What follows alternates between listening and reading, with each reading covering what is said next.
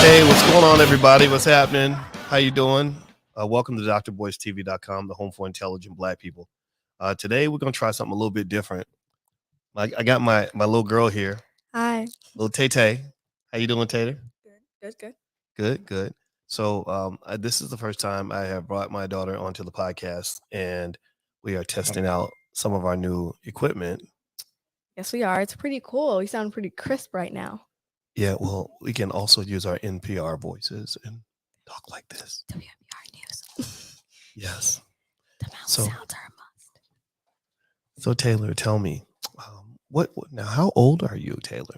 I'm 11 and my birthday is in 8 days.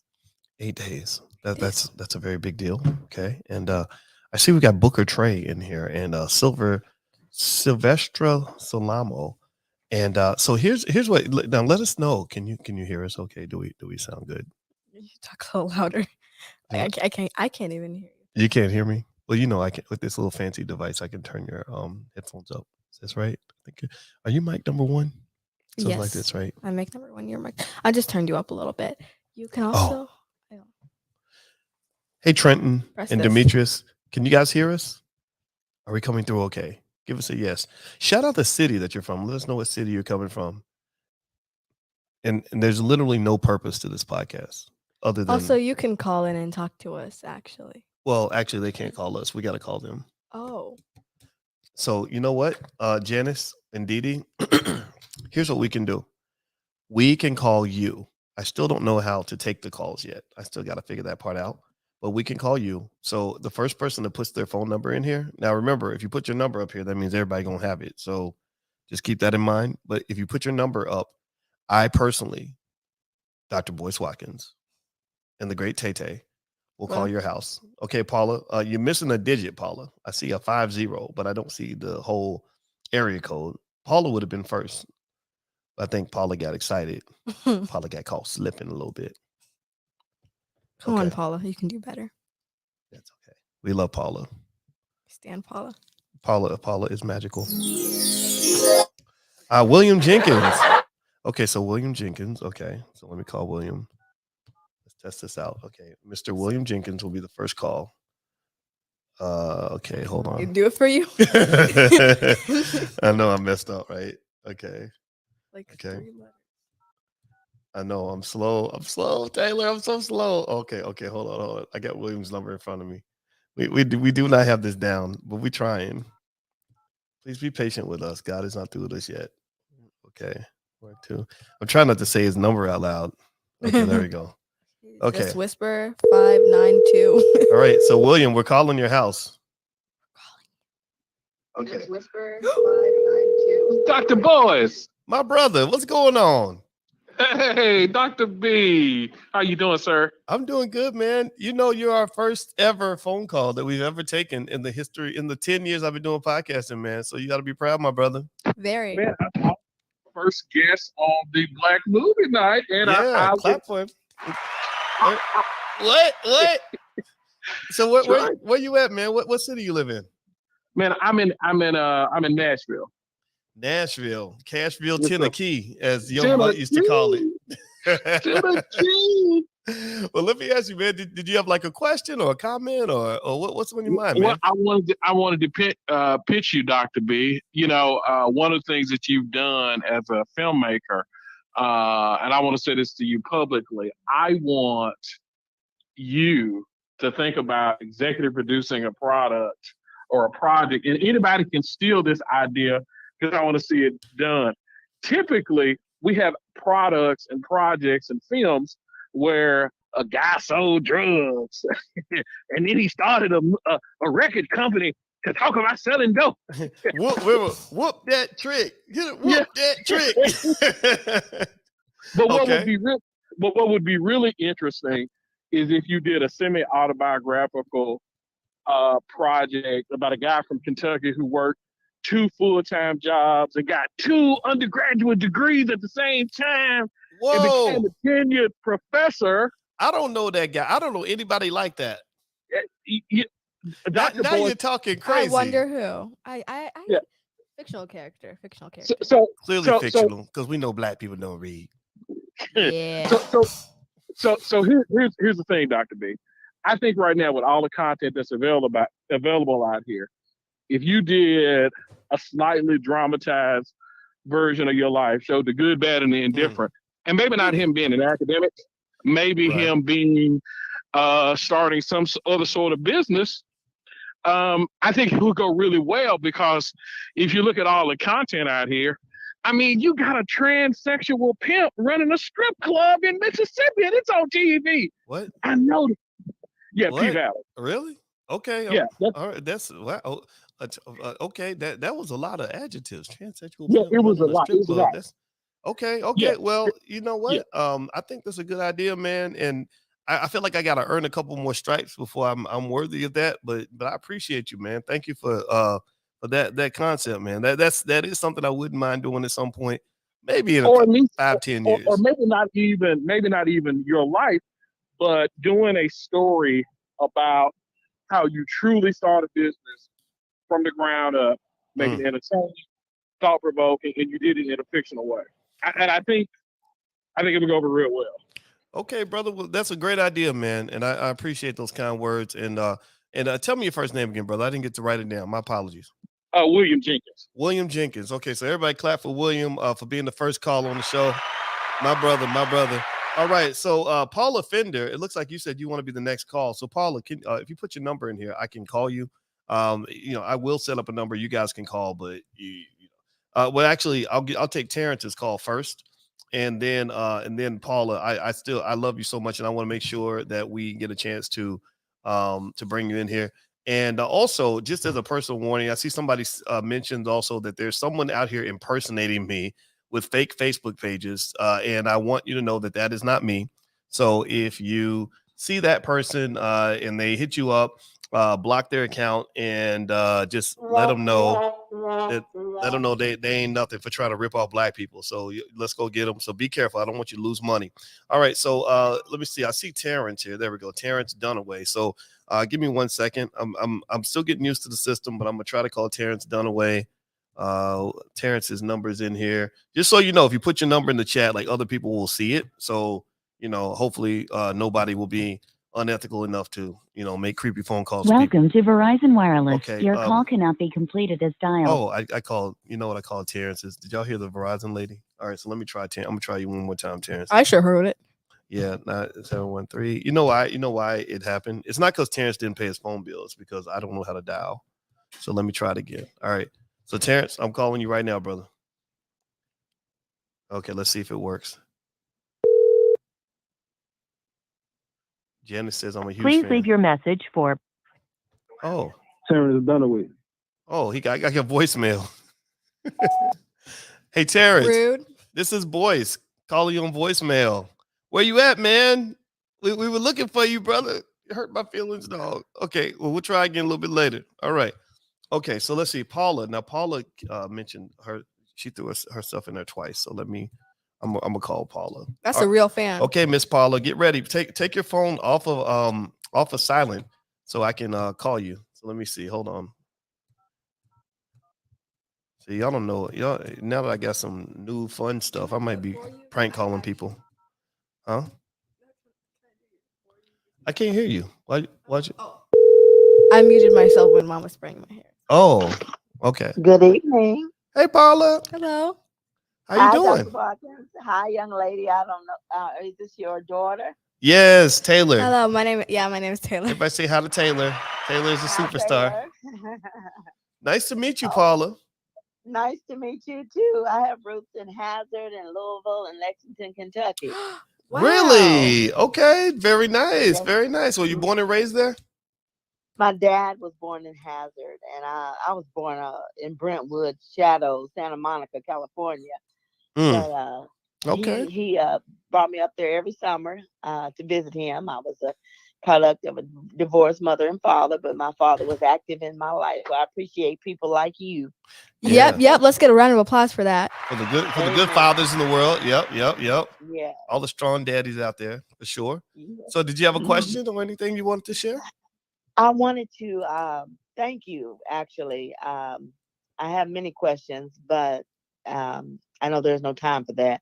I want to thank you for encouraging me to pay myself and not pay attention to other people and cultures as much as I pay attention to myself, because I don't want to be called a supremacist of anything other than Paula.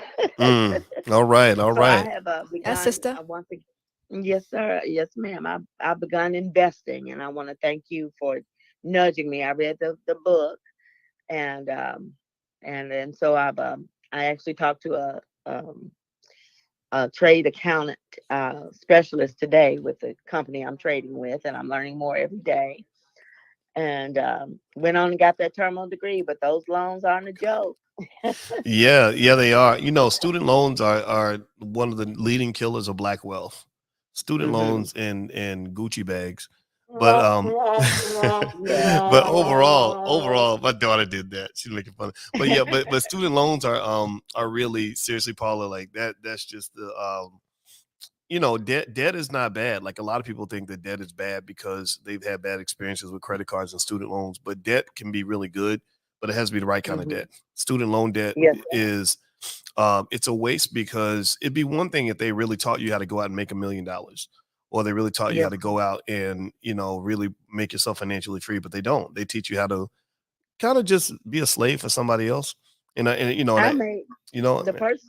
Oh, go ahead, I don't please. mean to cut you off, No, but that's okay. the first job I got after I graduated with my PhD in rhetoric and professional communication was on an HBCU campus, and I got my first bill from the feds.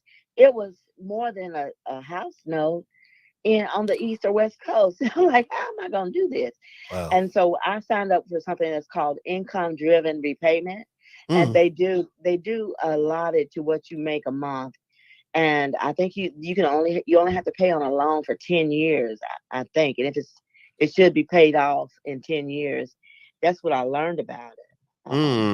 Well, But I'm still on that deferral. yeah, well, student loans are just that thing that a lot of people are struggling with. And so you're not by yourself. And I think at some Mhm. point they're just going to give up. I think they're already kind of giving up. I know a lot of Mhm. realtors don't even Yeah. look at your student loans anymore. What are you going to say, Taylor? They're just Yeah. teaching us how to be a slave to society to follow their expectation. If you want to change, Mhm. it starts with you. Generational wealth is very important. Yes, it Yes, is. Right on, that's right on. Yeah, that's right. well, I really enjoy meeting you, Miss Paula, especially I since you have enjoy meeting you too. Kentucky connections, and I appreciate your kind words and keep doing great things, sister. And I do see you in the chat on a regular basis, and I want you to know I appreciate you very much. Thank you. I appreciate you too. Y'all have a great weekend, okay? You too, ma'am. You too. Everybody clap for Paula.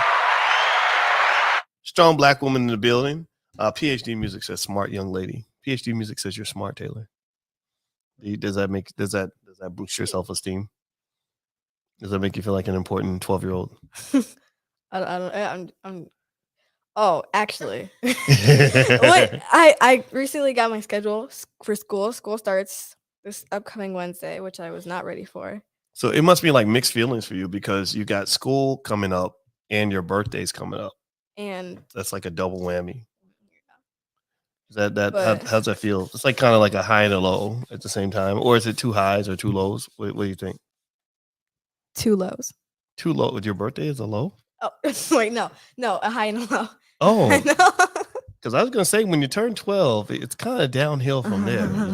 Yeah. Yeah. I got really scared. I looked at my schedule and said pre-algebra, and I almost like pooped myself in the middle of the school. I was like, let's just schedule. I was like, oh wow, that's there. Very good. Good point. Good point. Well, you know what? It's your birthday, and everybody in the chat say happy birthday, Taylor. Out there, tell her happy birthday. Oh, Let's see, we Hassan. lied to the people at the go-karting place. Oh, well, it's because you're tall, so you're able to get in and drive with the adults. How did that feel driving with the grown-ups? I was actually so scared because the seatbelt was too big, so I felt like it was about to fall out any second. Oh, really? Okay. So, yeah, well, the go-karts are something else. It was fun, but those things go fast, and if you don't drive right, you crash into stuff. When I was driving in the junior track, I did not crash once. I was doing very well because they did not go as fast. But then once I got to the adult one, they were going so fast I couldn't even control it. I thought I wasn't even going that fast, but then next thing you know, the turn comes up and you're spinning out of control and hitting walls. Good point. Good point. Okay, well, by the way, so I want to answer a question from Hassan. Hassan is asking, and by the way, guys, right now I can call you. So if you want me to call you, I will call you right now. You can put your number in the chat, but you got to put your number out like on the thing. So I understand why some of you might not want to do that. But and I'll try to get a system where you can call me. I gotta figure out my Google Voice number. But Hassan is asking, are you going to Shar BP Boyd's event next weekend? I did not know Shar had an event, but Shar is a great event planner and she's helping us plan the All Black National Convention. The All Black National Convention is October 28th through the 30th in Charlotte, North Carolina. You can learn more by going to boycewatkins.com if you'd like to take a look. By the way, Dee Dee Smith and Dorothy and Caroline and Trenton and Hope. Trenton's birthday was Monday, but everyone else is saying happy birthday, Taylor. So I want you to know that. So say thank you. Thank you. There we go. All right. Let's see here. I think the diaspora should invest in Africa. It says Black Africa. I agree 100%.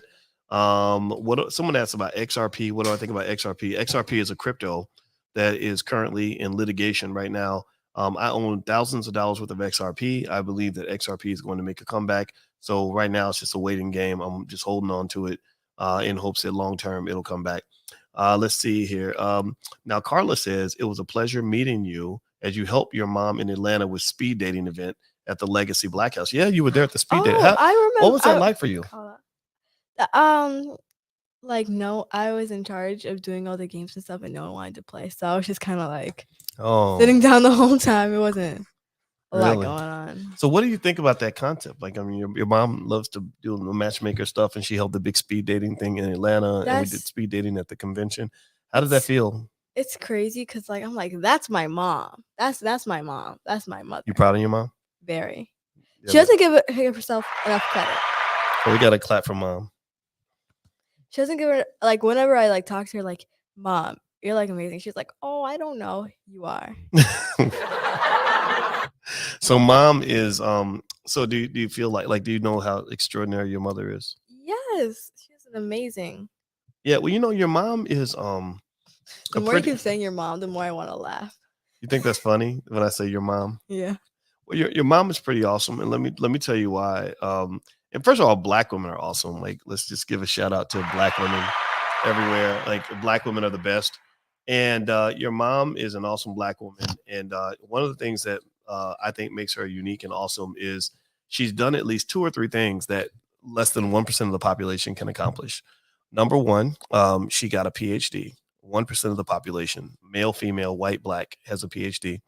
Number 2, she became a full professor, which is different from being a PhD. To be a full professor, you have to be a professor, get a job at the university, make tenure, and then become a full professor. So less than probably 10% of all PhDs ever become full professors. Third, your mother has completed a marathon, and less than 1%, 2 marathons. And Alicia, 1% of the population does a marathon or completes a marathon? She dragged me across the line. It was yeah, give yourself some credit too. You did it. Yeah. So ultimately, it's kind of one of those things where I think that we have to take our time to really show respect to Black women that are doing great things. And so I have to make sure that I honor my wife in that way. And I think all the brothers out here, if you've got a Black woman that's had your back, you know, shout that out, because there's a lot of chaos and hatred out here. All right. So anyway, next question. Dorothy says, what are your thoughts on whole life insurance or index universal life and infinite banking? I think all those concepts are good. You know, UILs, index universal life policies or IULs, excuse me, are good. A good savings vehicle for people who don't save and invest any other way. You know, ultimately an index universal life, I don't use one because I have other ways of getting my investing done. I go right to the stock market and I sell my stock options and all that. But it's like, think of it, you know, investing, it's a vehicle, right? So think about it like this. Even if your vehicle's slow, How do you say that vehicle again? investing, they use the term investment vehicles. Have you heard that term? You pronounce the H so harshly. You're like vehicles. Vehicles. How's that? Is that better? Yeah. Okay. So investment vehicles are, it's like a vehicle for a car. Like, you know, you're driving to the land of wealth, right? So even a slow car is better than walking. And the thing is, it doesn't matter if you're driving a fast car or a slow car, as long as you're not walking, right? So it doesn't matter if your investment vehicle is good or bad, as long as you have one. If you have no vehicle, that's when you kind of stay broke. So Janice wants to know, Alicia, are you going to do more speed dating events? She said, especially in the New Jersey area. We don't have anything planned for New Jersey, right? But we are going to do speed dating at the All Black National Convention, and which went really well. People are hooking up and Keisha's getting married. Keisha Ravenel met her husband at the convention. I'm super proud of that. Hey, Quincy. The kids are all looking at us. Boyce is live. He's doing. Yeah. You going to come say hi? I have Oh, to go. Give me a couple minutes. Can I have 10 minutes? I'm getting my hair done right now. If you didn't know. let's see. Okay. Al Houston says, Dr.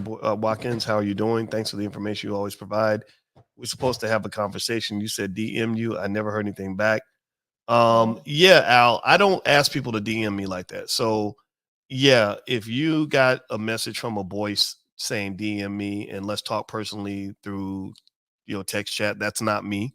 There are imposters out there that pretend to be me. So I want to let you guys know. I mean, these people are good. They will copy. They have pictures of me and my wife on the Facebook page, and they copy every post I make, and they pretend to be me, and then they start messaging people and saying, "Hey, I'm Dr. Boyce Watkins. Would you like to talk?" And then people start talking to them, and they really get real money from people. I met a lady at the Power Networking Conference who said she just lost $1,500 from this fake guy, and I've heard people lose $5,000. And I just want everybody to know, like it's really bad out there. So don't believe the hype when you see people, throwing stuff out there like that or DMing you and all that stuff. Are you gonna play the scary music? There we go. That's the scary music. Oh, that's okay. You did good. You did good. Okay. So let's see here. Val Hill says, I'm just getting started in the stock market. I'm interested in your options class, but I don't have 100 shares of anything yet. Would you recommend I wait? Well, Val, the first step toward really understanding this kind of thing is to get the knowledge first. There was a lot of knowledge I had about various investing styles and everything else before I even had the ability to actually execute on it. And so what I would say is whenever you feel comfortable, we are doing the options training on how to generate income with stock options. So one of the things that we're going to do is allow the students to come together and form investment groups and pool their money. And also we train you on how to form a family investment club so you can pull together with your relatives and buy 100 shares. And also remember, there are some shares that are less than $10. So you could buy 100 shares for, $700 or something like that. So there's different ways to kind of skin that cat. So feel free to take a look. The program's at drboyceprime.com. Now, Taylor, it looks like you are going to have to go soon. Is that accurate? Or That is accurate. is she going to have to go? Because I see you doing her hair. Yeah, but she can't go now. She can't go now. Yeah, that is true. That hair's all over the place right now, girl.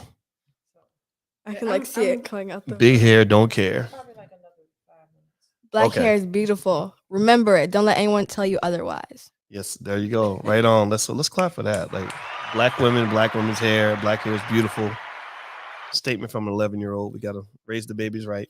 Okay. So, and by the way, if you want me to call you on the phone so you can talk, if you don't mind putting your number in the chat, I will call you. I promise you. I promise. So if you want to really talk to me directly, you can put your number in here. I'll call you.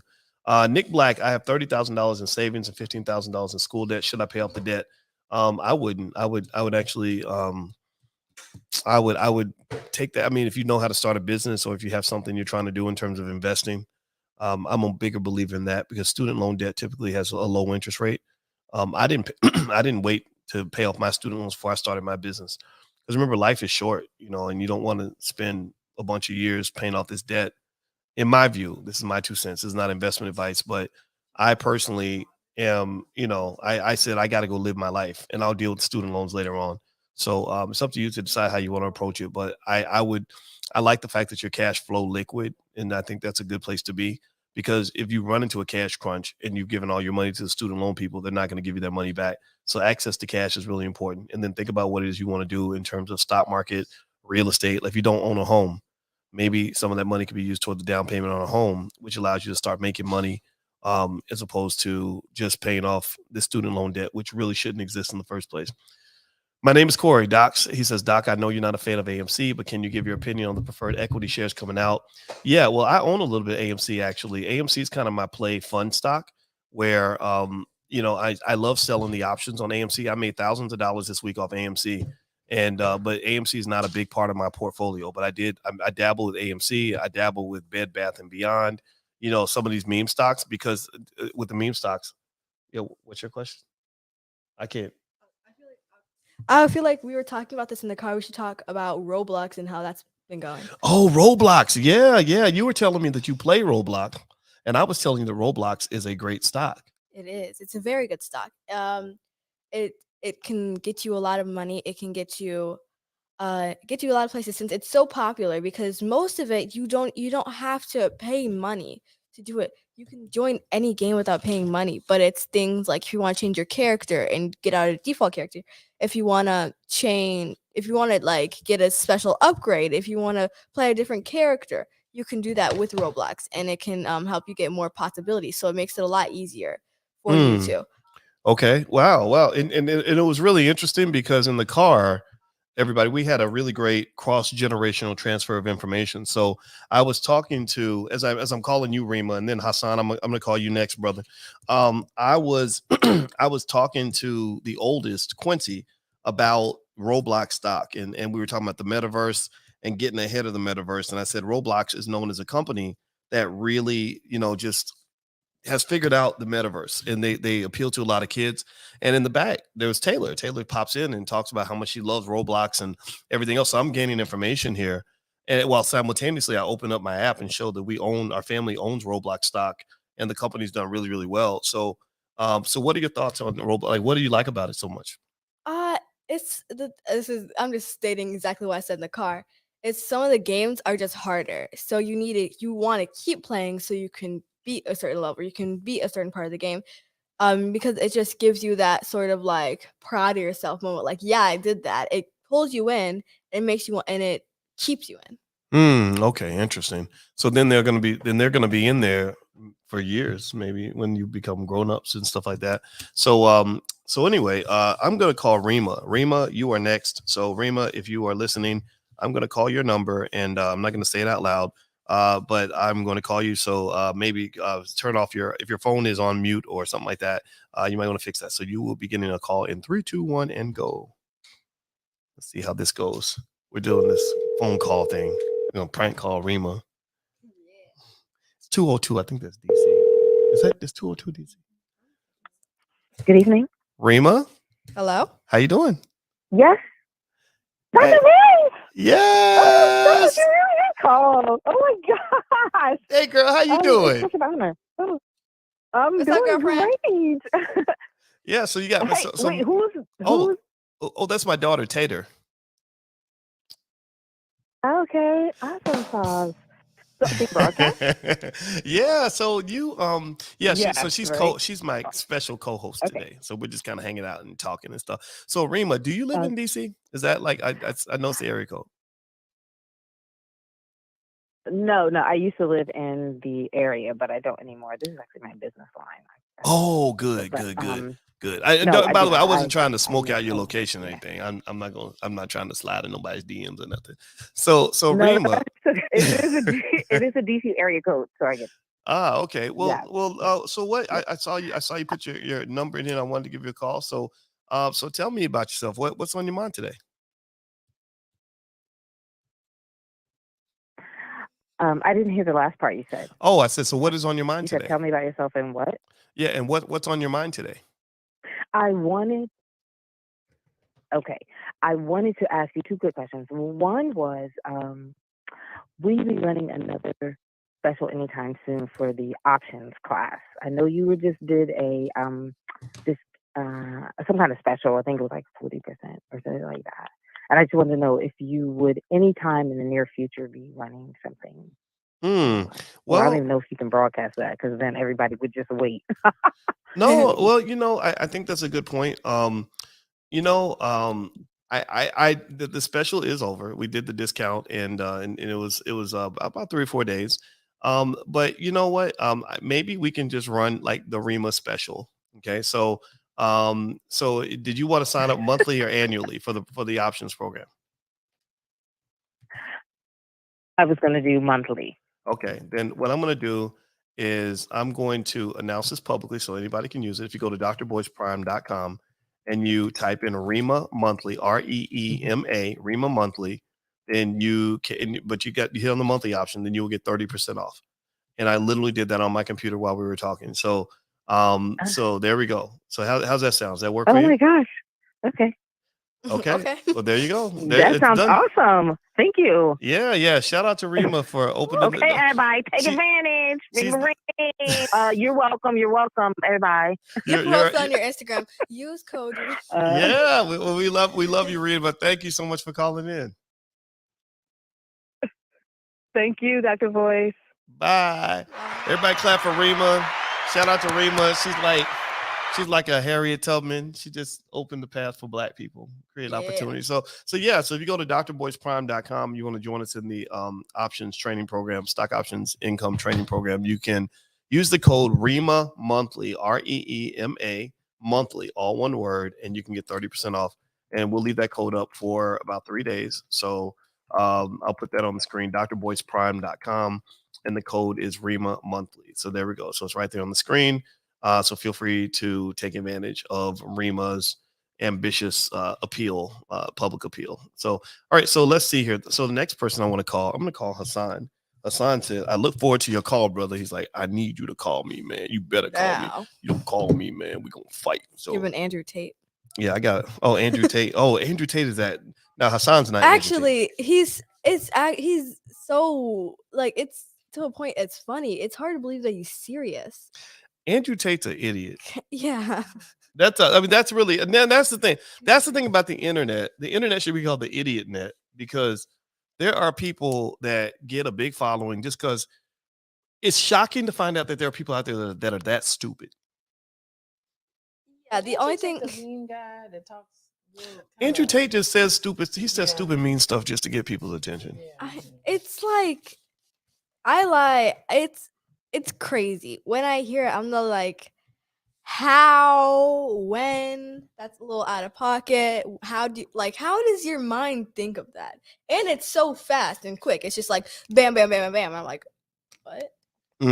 Yeah, I feel like Andrew Tate is. I watched him a couple of videos and I said, okay, I get it. He's a guy that has stupid power. Yeah, he has power if you take him seriously, but if you don't take him seriously, then you can just kind of ignore that. So by the way, Hassan, I'm going to call Hassan right now. We got to get Hassan on the line. Hassan, so make sure you open up your phone. If you have it on Do Not Disturb, hit that button so we can call you, brother. I'm going to call you right now in 3, 2, 1, and go. All right, so we are calling Hassan. Hello. Hey, Hassan, how you doing, brother? What's up, Doc? How you doing, Taylor? Good. I'm doing nice. Doing nice. You're the only one who's said hi to me. Yeah, I know. Yeah, she was kind of shocked. Yeah. I've been listening for a little bit and trying to pay attention. So I'll show respect to sis, your daughter, and Doc. Tremendous respect for you and the wife. Oh, but the question that I have is that I love the section that you have on business, but it's a lot that I have to sift through because I'm at a specific point in the business along with my wife. I ain't trying to, get an easy shout out, but on my business, but I'll send it to you later. That's okay. I spoke about last year. It's called Espresso Mocha Body Butter Cafe. Okay. We sell body butters and skincare and beard care with a coffee and tea influence. Nice. I like that. So some of the products is infused and some just influenced. But didn't you? Wait, let me ask you, brother. Did you and I meet? Did we meet in Joliet? Yes, we did. I remember now. I remember. Yeah, I remember. You had a great business. I like your setup, man. I was very impressed. Thank you. That's I say 98% of that goes to my wife. She basically did our website. She filled out all the paperwork for the LLC, getting the EIN. She did all of that. So she about to quit her job right now and just focus on the business while I still work. I'm like an intern for HVAC, heating and cooling. But we had a point right now where we kind of at a tipping point where our brand is good. We're on social media. We got the email hookup. The website is nice. It's just I want something trying to get the emails going to possibly get purchases on there. And I don't know if that's the like only sole thing because just in case COVID hit again, because most of our incomes come from vending events, and so we're not really pushing or not really getting what we really want as far as finances through the emails and purchases. So I don't know if that's a flaw with us or something we need to focus more on. But in regarding to your business network, the program that you have, what is within that? Because you got to spend money, make money. So I don't mind paying for the program, but what should we specifically search for within the program to address our specific issue? Well, that's a great question, Hassan. So what I would say is, for everybody listening, Black Money 103 is the third class in our Black Money sequence in the Black Business School. And Black Money 103, the URL's on screen, blackmoney103.com. It basically focuses on how to start a business and all the nuances of that business. Now, the beauty of the program is that there are special guests and lectures we've had from business owners, business strategists, people that have their own approach to business, right? So what I would say for you personally is what you seem to be discussing is that that maybe a stronger sales funnel might be needed, right? Like, so if you're talking about, selling through email, there's a way you get people on your email list, so for example, I invite people on my email list, not by just inviting them, but I give them something, right? So for example, when people go to blackmoneyminute.com, you get a free e-copy of my book. And you got to give something up to get something. So you mentioned you got to invest to get something back. So I invest heavily in my audience so that hopefully later on, they'll consider investing in us, because that's how you build a connection, trust. They know that I got their back, they have mine, etc. So I would think about like, okay, what are we offering to even give people the incentive to get on the list? You never want to say something like, just get on my newsletter, right? They nobody want to do that, right? But if you give them something free that's quality, or a sample of your product, like if your product is dope and you have evidence from previous customers of what people like and like the most, that's a good way. And then also there's a way that you approach a customer on the email, just a way you can just sort of make the offer in a way. Like I used to have a real hard time asking for money from my audience. It felt real weird, man. I felt like, gosh, I don't want them to think I'm trying to, scam nobody or nothing like that. But the thing about it is we had to raise money, because if you don't raise money, then your business dies. And then you got to go work for the white man and beg governments and corporations and all that. I said, okay, well, let me see if I can just make an offer in a way that's ethical, where you win and we win and everybody wins, right? So so I would say if you go to Black Money 103, I would look for some of the content from Lene Javette. Lene Javette is an excellent business strategist. I've worked with her for many years. I'm gonna take another person who's real good. Shar Boyd, right? Oh yeah. Talk to Shar. Yeah. I mean, Shar is like, there's a reason why I like working with Shar. Herb Strather, a millionaire real estate developer in Detroit, he met Shar. He instantly hired Shar, and I had to introduce him, so there, so there's content like that. Also attorney Nicole Compton did some series on setting up your business structure properly, stuff like that. But it sounds like the structure is not where you need the help. It sounds like the help has to come in the form of just getting customer action, customer conversion, selling your product. Yeah. So yeah, I'm gonna connect with Lene because I was going back and forth with her on Instagram. She was giving us some advice. She said we was at a tipping point too. So yeah, I'm gonna chat back with her, because we basically kind of like need a business mentor right now. Okay. And so yeah, the Lene Javette is a great mentor. There's people like Lamar Tyler that really know how to sell a product. But Lene Javette is really good, because she actually helped my wife get her business kind of moving. And believe me, in the Black Money 103 program, there was one sister who actually happened to be a friend of my wife. So she told me the story. I didn't know this had happened. But what happened was that we helped her to have like business awareness. She was making this what was it, CMOS space? It was CMOS, right? Yeah, it was CMOS, and everybody loved her CMOS. And at some point, within the curriculums, one of the experts just said, well, if people like what you have, that means you have demand. Demand can be converted into money. So she said, okay, well, I'll just start charging a little bit for my CMOS. Next thing you know, she was making 3 times more money than she made on her job. And now her and her husband and her son have all quit their jobs because all they do is make CMOS all day that they're selling all around the world. And so that's what's up. Yeah, man. So what people should understand, in my view, man, is that your $1 million opportunity is probably right there beneath your feet. Like that oil is right there in the ground. You just got to know where to drill for it. Right. So it sounds like because you put so much energy into your business and your business is quality, and I'm gonna let you shout out your business so people can support you off this platform. Appreciate it. Yeah, that $1 million, the extra 5-10 million is right there. It's a matter of just getting the right structure. So Laneja Vet is that's the person I put my money on. Why don't you shout out your business, man? Give your website so people can support you. Okay, it's Expressive Mocha Body Butter Cafe with the X. So it's XPRESSIV, then, Mocha Cafe. The website is expressivemocha.com, and Instagram Expressive Mocha, Facebook Expressive Mocha Body Butter Cafe. Just a real backdrop real quick. My wife, really, we started the business because of our youngest son. He had eczema. And so we couldn't find a cure or something to really help it. She used the medicated creams and all that type of stuff. None of it worked. She was introduced to shea butter, and she got shea butter, and she put some essential oils because she used to also work for doTERRA. So she mixed the essential oils and, applied it. That was when he was 9 years old, and it hasn't came back. And so everybody was asking, like, can I get some? Can I get some? And she said, well, I'm giving out too much. I need to start selling it. So that's basically how the business came. And then, she loved coffee. So that's our niche. All right. Well, very cool, brother. Well, I love it. And I put the URL in the chat so everybody can see it, expressivemocha.com. Everybody give a round of applause for my brother Hassan. It was great talking to you, man. Have a good day, brother. All right. Now you have a question, Taylor? You're talking without using words.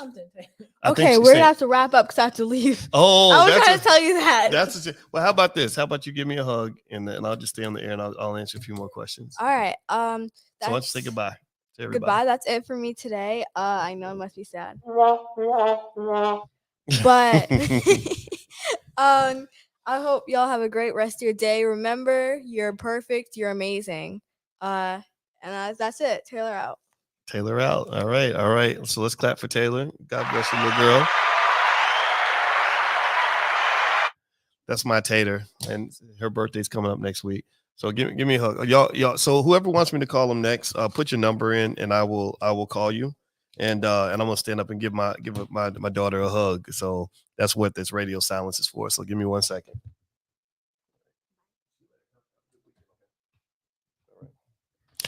Okay. All right. So Carla and Lindsay said thanks, Taylor, and goodbye, Taylor. So they're saying goodbye to you. Janice says you are an amazing young woman, Taylor. All right, thank you. How cool I know I am. All right, so I'll do one more call and then I'll bounce on out. And by the way, in case you just came in and you're wondering what the hell's going on, it is Boyce is acting a damn fool because he got some new audio equipment and wants to test it out. And I'm gonna try to start taking calls in my podcast. Let me know what you think. I mean, is it better? Does it sound better? Do you like it? Do you enjoy it more? Give me some feedback on it because it's gonna, we'll change the format a little bit. So let me know what you think. Okay, Jagway, is that a international number? I see 0047. Yeah, that's a big number, Jagway. So I can't call overseas right now. Because I need to like figure this system out. So I apologize. But maybe in the future, brother. Maybe in the future. All right. So Rima says I was talking about Taylor. Okay. All right. So by the way, hit the thumbs up button, thumbs up, share, subscribe. If you have a question, I saw a question earlier and I'm going to scroll back up and find it. This was a question. Leandre says, Dr. Boyce, would you know of any Black Airbnb hotel owners who may be interested in purchasing reproductions of my art? I don't know, but isn't there a Noir B&B or something like that? You want to come in, babe? Put your headphones on. Come on in. My wife is coming in. So everybody clap for Dr. Alicia. Is it too loud? Okay. So you can turn it down. Here, don't. So I think your mic won. So I'm going to turn you down a little bit. No, I don't want to be turned down. I want Okay. the sound. Is that better? Is that better? Do you feel better? It reminds me of how loud things need to be for you to hear it. And it sounds too loud for me. So. Too loud for you. Okay. All right. Okay. All right. So now my wife is here. Can you hear me now? Yeah, now I can. Now my mic is on. Yeah, I didn't. Off. Okay. Oh, yeah. We gotta learn this switchboard, don't we? Yeah. Yeah. Okay. So my wife is here. Say hi to Dr. Alicia. Hello, everybody. Okay. Science says, call me. I would call you, brother, but I don't see your number. And then someone says, did you see my question? No, I see you asking me, do you see my question? So if you have a question that I missed, just make sure you repeat the question. Because if you say, did you answer my question? I'm going to say no. Oh my God. I remember which means I answered your question. I remember years ago, you would go live on IG and I would have to call out the questions. It was so stressful. It was. Oh my God. People were just like, answer my question. I'd be like, let me try to find you. I was like doing my best. It just wasn't good enough for IG. You're like, what the hell are you I didn't even know. You are so funny. I didn't even know what Instagram was about. Can you believe that? Yeah. She was late to the party. I have no social media presence. Oh, and I see Roderick's question. I did see Roderick's question earlier. I'm gonna put it on the screen. Roderick says, this is my last semester at TSU. You about to go, Quince? See you later, man. All right.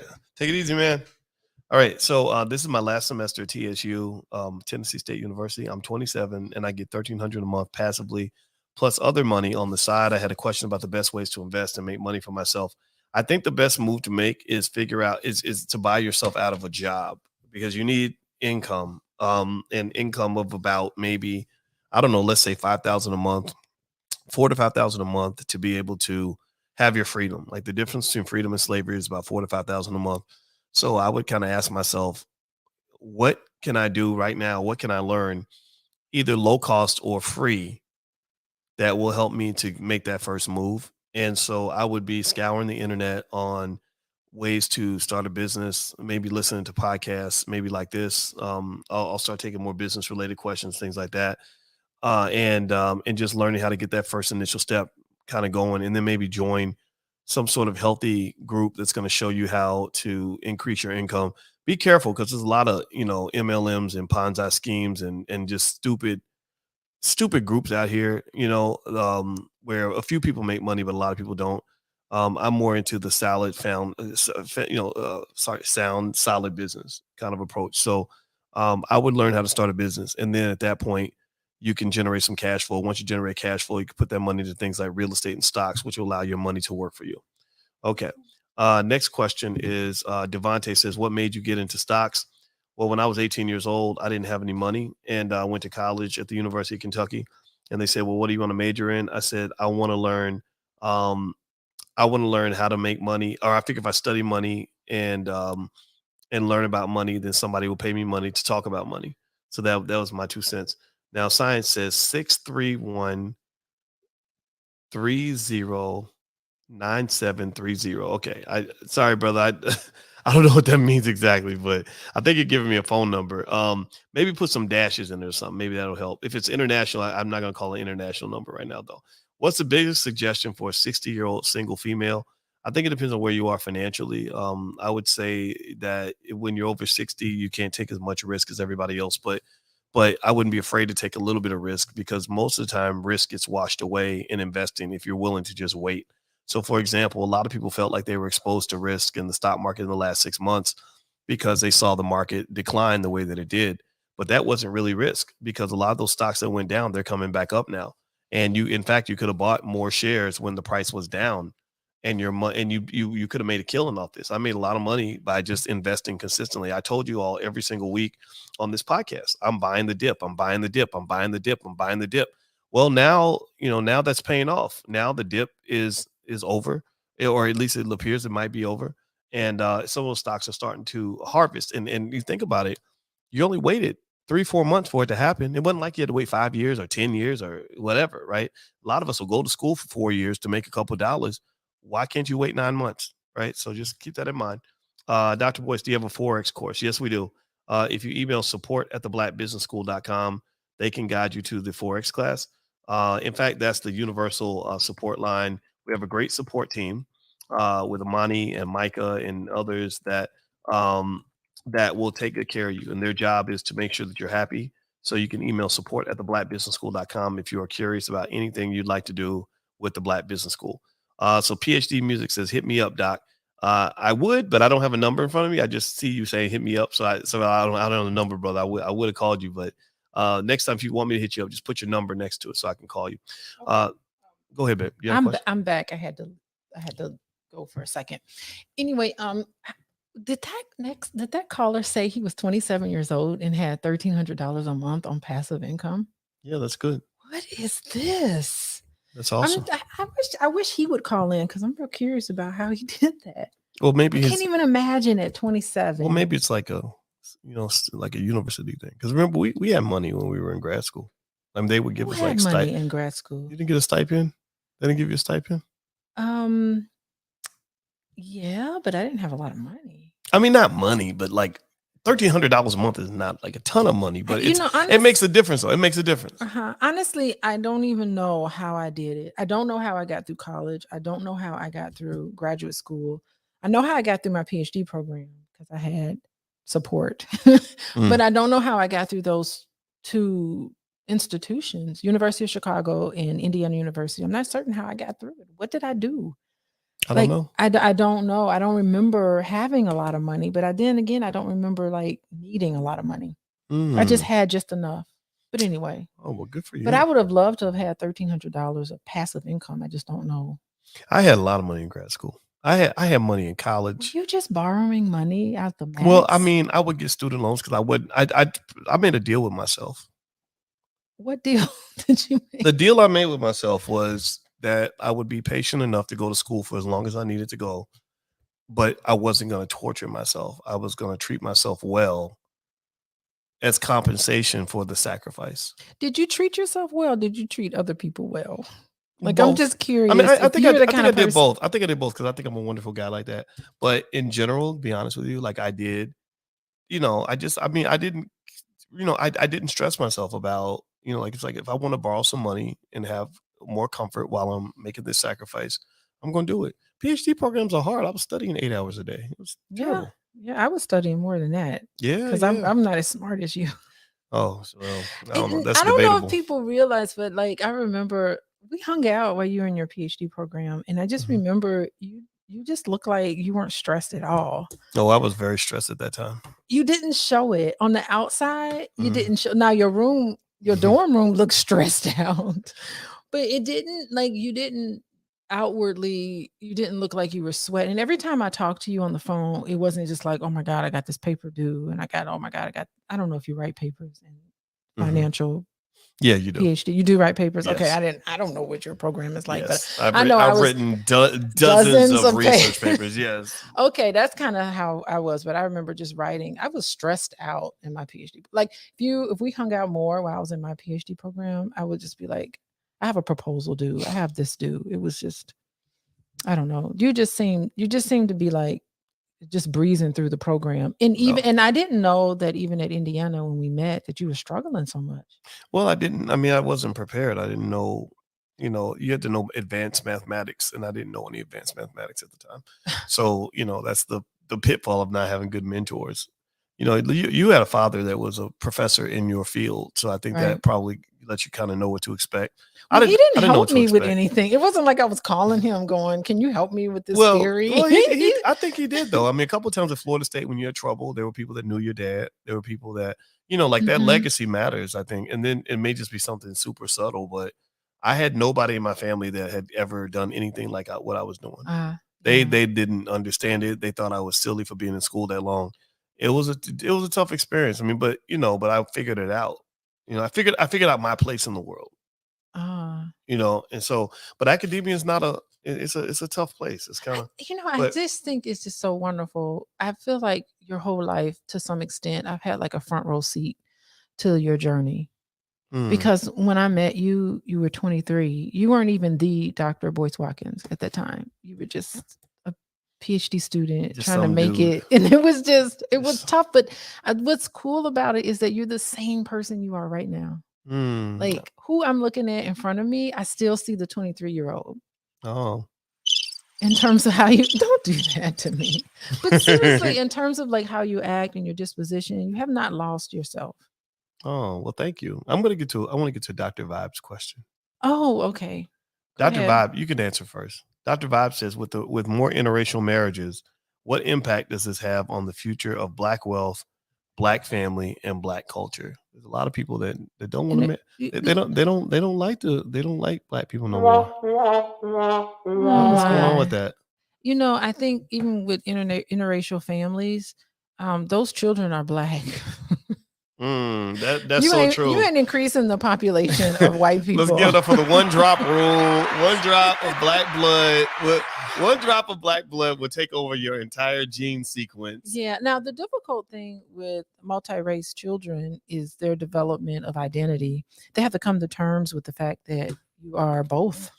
So like identity development, which is tough for everybody, it's way more complicated for individuals who are multi-race. So they have to get in touch with the fact they have like a white side and a Black side, and for some people Hispanic side, so they have to it becomes a little more complicated, but it is what it is. They raised by a Black mama and a Black daddy, and how could it not have an effect on them? Yes. So they and it's funny, you get people like Halle Berry and other multi-race people. They're very well, I don't know if I should say Halle Berry, but she for sure is in touch to some extent, in touch with who she is. She was in the news recently. Are you calling someone? Yeah. Okay, call someone while Science keeps putting his number in here. I don't know what his name is, but it says Science. Yeah, but so I'm gonna call Science. Okay, go ahead. This brother really wants to talk to me, and I'm honored and flattered by that. So I'm gonna call you Science. So you can tell me to pipe down. It's okay. No, well, we're gonna someone brought up a multi-race. We got to talk we got to talk to Science. Okay, you want to move on? Okay, go ahead. What did you have more to say about that? I did have more to say, but that's okay. Go ahead. No, go ahead and call your. Okay. You're ready to move on. Okay then. Science, I'm calling you. So if your phone is on do not disturb, hit that button, brother. Hello. Hey, what's going on, man? Hey, so sorry about that. I think when we're putting in our numbers, some of us, the spam filter is getting rid of it. So I'm trying to find creative ways. Oh, smart. So you're a smart guy. No wonder your nickname is Science. Let's give it for smart Black men like Science. Very cool, brother. Very cool. Okay, so where are you from, man? So I live in Jersey, but I'm from Long Island. So yeah, a few minutes from the city. So really neat. I just wanted to add that I love your channel. I think you're having as you know already. You're having very important conversations that people need to have, and it's not just a poverty issue, because I grew up in around a lot of middle class African Americans, and a lot of the issues are pervasive. Like spending on things like cars that won't increase in value and all types of things. So I just wanted to really thank you. Not that, if you enjoy your car and you have the budget, that's okay. But, just different budgeting things, like when you first acquire some type of money, you do stupid things. But I'm ranting on. I'm sorry. No, man. No, that's a great point. How old are you? You sound young. So 30 on the dot. 30 on the dot. That's a great age. I just want to say what he's saying. It makes sense. It's like Black people, when they get money, it's almost like I have to have this car, I have to have this Gucci this, and I have to be a certain way. And if you don't have it, I'm looking down on you. And I find that sometimes with a lot of Black people, bougie Black people, where they just feel like they get a little money, but then they act like they're just better than everybody. That's the part that kind of turns me off. You think it's linked to self-esteem, or linked to the fact that maybe you never had these things and you formed a craving, you grow up and you see luxury stuff and you can't have it. So you're saying to yourself, as soon as I get money, I'm going to get me a blank. Yeah, because I think you're just compensating. You're compensating for your lack thereof. It's still in your mind. It's in your mind. It's like, I have to accumulate all these things. I've seen people who's new money. They just get money and they have a ring on every finger. Why do you need a ring on every finger? And it's in a way, I don't want to look down on those people either, because I think that's sometimes, I get it. It's just like if you grew up and you didn't have a lot, I know some people who grew up and they didn't have a lot of shoes growing up. Shoes was their shoes had holes in it, and you go in their closet, it's like a closet full of shoes. It's just now that they finally get money, they spend their money on these things because that's what they thought. Oh my God, as soon as I get some money, I'm going to compensate. It's a compensation compensatory. Yeah. It's a compensatory behavior. Yeah, I can see that. So, hey, brother. So I saw your name was Science online. Is that what I should call you, or do you have another name you'd like for me to call you? You could call me Science. Science, okay. That's what's up. And where'd your name Science come from? So I like science, even though that's not my field. Like I just like a lot of sciencey things, whether it's like chemistry, geography, just different. That's what's up. Yeah, science. That's what I love that, man. With science. Well, that's that song? That's what we all supposed to do as black men. We're supposed to be smart. We ain't supposed to be stupid. Exactly. Yeah. And I agree with what you guys were saying, and that's why I'm so glad recently the term generational wealth is trending, and I see more people really valuing generational wealth and discussing it. So it's really helpful, and I think you were a big catalyst of it. Well, I appreciate it, man. Thank you for your kind words, brother. And it was great to meet you. And I'm glad I was able to play my part. Oh, thank you. Oh, and a few quick questions before I go. Sorry, sure. That's okay. Oh, so the first one is about portfolio allocation. So in summary, I'm not going to go into each detail, but in summary, I'd say about 66% of my portfolio was invested, while the remainder is in some form of cash, whether it's like a bank account, just in cash. But what do you think is a good ratio to be invested in the stock market versus cash? Well, I throw real estate in there too, right?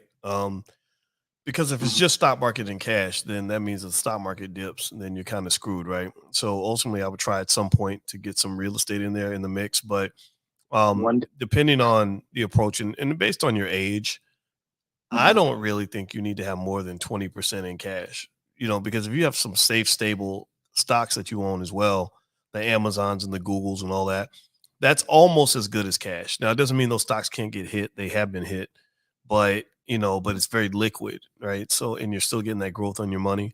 So, I don't personally keep a lot of cash, to be honest with you, because I've got so many things that are just as good as cash, and the market's been pretty stable for a long time. So I think 33% cash is maybe a little bit more than I would have. This is my opinion, right? This is not, it's all about a personal preference. I would say as soon as you can, like, think about your different income streams and your different asset bases. And the biggest rule of investing is just kind of spread your money out, spread your income streams out. So you have 4 or 5 income streams. You have cash coming from different places, in case something goes wrong, right? So you always want to be prepared and ask yourself, like, what if this went bad, right? And if you're not prepared, then you got to sort of position yourself properly. Okay, awesome. And that kind of leads me to my final question. So the direction of the stock market, and I know everyone has an opinion and no one can perfectly predict it, but so I know within the last, I think, 4 weeks, the stock market's been rallying, which is really good. My portfolio is, as you've mentioned, your own is really good. So that's really awesome. But I have a lot of concerns about it continuing. Just in summary, just because I know I overuse in summary, but because, I have a lot of issues. Like, I know we had a good earnings seasons, but I wonder if companies can still compete with the higher interest rates from the Fed, because I know they're going to keep raising interest rates until they get us down to, I think, 2%. So it makes me kind of concerned that the stock market can keep it up. And also, inflation, even though inflation went down a little bit, and I know that they're going to stop letting oil out of the reserves in the fall, I think. So, okay. I know disposable incomes, right. They're not really cost of living, with rents going up and, the rates are going to bring housing prices up. So it makes me concerned about the direction of the stock market. I know in the end, like, the long-term trend is for it to go up, but right. I wanted to know where you see the stock market in a year or two. Okay. All right. Well, so I'm going to answer that question as we head off the air, so I can bring in another person, man. But I want to say thank you, brother. It was great to meet you.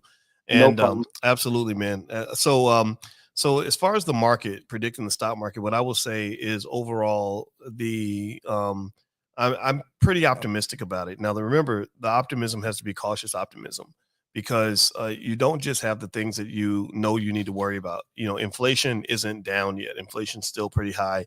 but it's on its way down. People think that it is. They're seeing the price of gas and other things kind of going down.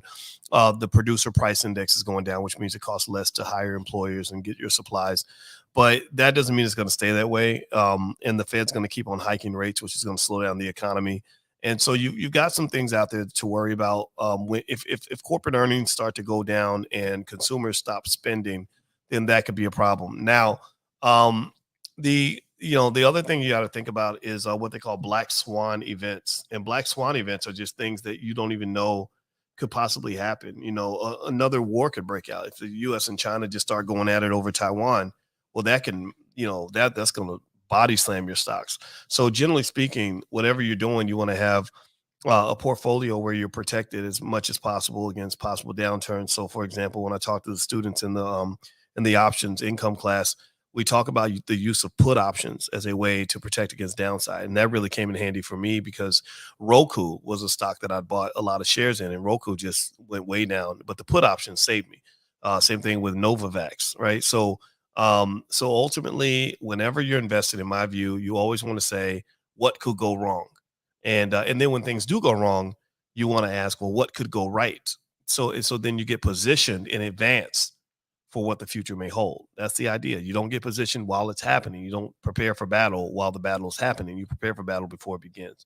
But I'm optimistic. I think there's a lot of reasons to believe the market may have bottomed out. And there are a lot of experts that are saying you should buy this rally. That's what I believe. It's not investment advice, but that's what I'm feeling right now. All right, so let's see here. A-Day says, what's the best way to start investing in stocks? Where should I begin? Well, first thing you can do is if you go to blackmoneyminute.com, you can actually get a free e-copy of my book, How to Build Wealth by Investing $5 a Day. I give you a method that is so simple that a child can do it, that child could become wealthy. I want to challenge everybody to retire your kids. Retire your kids. And it sounds crazy, but you can do that. You can retire your kids. You can put your kids, if you invest $5 or $10 a day, which is about $150 to $300 a month, less than a car note in the stock market, in the S&P 500, and you do it consistently from the time your child is born, and you don't sell those stocks, then you can effectively retire your child. So don't just retire grandma, retire the babies too. So go to blackmoneyminute.com. The book is right there. It's totally free. You can download the ebook right now and get started. It's very easy to do. So my wife is here. She has something she'd like to say, I'm sure. Would you like to? I know stocks and stuff kind of bores you a little bit. Did you? I don't want to say that because then it sounds like I'm not supportive. But no, but it's just not my thing. Like, okay, I do max out my 401k. I do have a job. Right. And my university matches, a good percentage of what I put in. So I do max that out. And I have like 20%, 20% I'm investing, Boyce. I know you've been investing for a long time. 20%. So, but in terms of, and I do have some individual stocks, but I don't know how you do it every day. It's just, but that's good. That's your thing. My thing is something else. I respect what you do. Well, no, but that's the beauty, I think, of marriage and family. It's teamwork. Yeah. You have your skill, I have mine. And, and the thing is that I think you respect what I do. You may not be interested in it, but you respect it because we feed each other. Like when I transfer money over, I transfer $5,000 over and say, here, pay the credit card off. That comes from investing. That's got to come from somewhere. Right. And then with same thing though. Like when you go in the kitchen and you cook amazing food, like when we went to Guyana, if you had not been in Guyana doing whatever magic you do in the kitchen, I would have starved because I didn't even know where to go shopping for groceries. But somehow you would just go to the market where they selling raw chickens, like live chickens. I'll take that one. And you would come back and you would just find some way to make this amazing meal. And I had no idea, not to say that a woman's only role is in the kitchen. We know that's not true, but you threw down in the kitchen. And I appreciated that because I didn't have to figure that out. Well, I was interested in your health. I was interested in your health and making sure that you were functioning properly in terms of your high blood pressure, and you were like maybe 30 pounds heavier than you are now. I want to say 20 or 30 pounds heavier. And, there were some issues there, but I think I think you don't have to shoulder it all on your own, Boyce. Mm-hmm. When I retire, I'm going to we'll be good. Yes, we will. So yes, we will. You'll be now, good. Nick Blick sent me a question. He said, "Can you answer my question?" That's like the worst. Nick, I love you, man, but that stresses me that's out, not though. well. That's not a good question to ask because then I'll be like, I didn't see Nick's question, so I don't know. But I did find a question from Nick, so I'm gonna answer Nick's question. He says, "Do you remember how you were able to study for long hours? Any tips? You got any tips from Nick on how to study long hours? Study long hours? Yeah." What I would do is I have a little bit. I think I got a little bit of ADHD. So what I would do is I would study 45 minutes at a time, and then I would take a mental break. Yeah, because I just read an article the other day that said that if you're thinking really hard, it drains your brain. It makes you sleepy. Mm-hmm. Well, it all depends on what type of study. For me, if I got a lot of reading to do, I would just reserve that for when I wake up in the morning. Sometimes I would do reading or like at night. If I had when I was taking all those stats courses and I needed to have a master's degree in statistics, Boyce. That's another thing we don't talk about. We talk about my certificate in measurement. I'm a parametric statistician. That's I'm cool. actually a methodologist. I'm not even using that degree very well. Well, no, but I am. But I think understanding statistics is good. And I did. Yeah. I completed the requirements for a statistics master's degree at Kentucky. There you go. What? Yeah, but I got my degree. My formal degree was in math, but I took all the classes to get the degree in statistics. I got really high up but it all depends on what it is that you're studying. For me, it depends on. And if I had to write something, I had just a process of writing. How I wrote was I would read. I had to actively read. So I would read and do outlines at the same time, putting my thoughts down. So I would do like a bunch of different things at once. And then once I had all my thoughts down on paper, then I would go to sleep because I know sleep is such a great integral kind of way for your subconscious to kind of order your thoughts. I'd wake up in the morning and then I would order my paper. And then I would go to sleep. I would do something else or some other task and then come back. And then the paper would just come to me. I would just like write at a time where I was uninterrupted. So it all depends. My process wasn't as formal as yours. Yeah, mine was very formal. Yours, I what was your process? I just do short blocks. I'll do something until I get bored and then do something else. That's it. That's how I do stuff now. I literally live my life in 20-minute chunks. Yeah. Because that keeps everything interesting. Because I don't like tasks that are going to take hours and hours and hours to do. I'd rather chop it into pieces. And, again, I think I probably did have ADHD or something, but that's my coping mechanism. I mean, you were able to compensate for whatever. You knew yourself. You knew how you learned and you knew how you studied, which I think is so important. Yeah, your process is way different from mine. Like, yeah, I'm big with due dates. So you know how I am. So I'm like, I find when I'm studying for something, I don't even understand. Like Quincy does it. I'm like, Quincy, when's your test? He was like, I don't know. When I go to class, they'll tell me. I'm like, what? You need to put on the first day of class, I put all the dates. I'd put all of them in my planner when everything was due. And then I would count back. So I was always looking ahead to see when something was due because I hated cramming. And I didn't like that. So I would always maybe I was a little bit nervous, a nervous studier. I just didn't want to be thrown off. Like, oh my God, there's a test tomorrow. I'm not ready. So I always tried to prepare for things. Well, let's move to the next question. Oh, okay. I'm sorry. Am I going too long? No, that's okay. That's all right. I'm sorry. I'm not used to this. Well, that's okay. I want to make sure we get to El Hodge's question. Oh, I'm sorry. Okay, go ahead. It's for you, actually. He says, what books is your wife reading? Oh, I got to get my list. I'm reading this book, The Psychology of Stupidity. I know a lot of stupid people that need to read that book. But the thing is that there are a lot of intelligent people who are stupid. And it just tells us that on some level, all of us are kind of stupid. We make stupid decisions. We make dumb decisions. It's really about the psychology of behavior. I own that. Yeah, it's a pretty fascinating book. So I recommend that, The Psychology of Stupidity. I'm going to finish that in a couple of days. I'm almost at the end. Okay, very cool. Boyce, I didn't meant to tell you this. I'm reading 22 books in 2022. The funny thing is that when I finished the Psychology of Stupidity book, I only got 2 chapters left. I would have already reached 22 books. Wow. That's crazy. But I still have books on my list, so I'm gonna just finish them. Let's give it up for smart Black women. Way to go. Yes, 22 books. You go, girl. You go, girl. What am I doing? You know what? You know what's so funny? I put up this meme.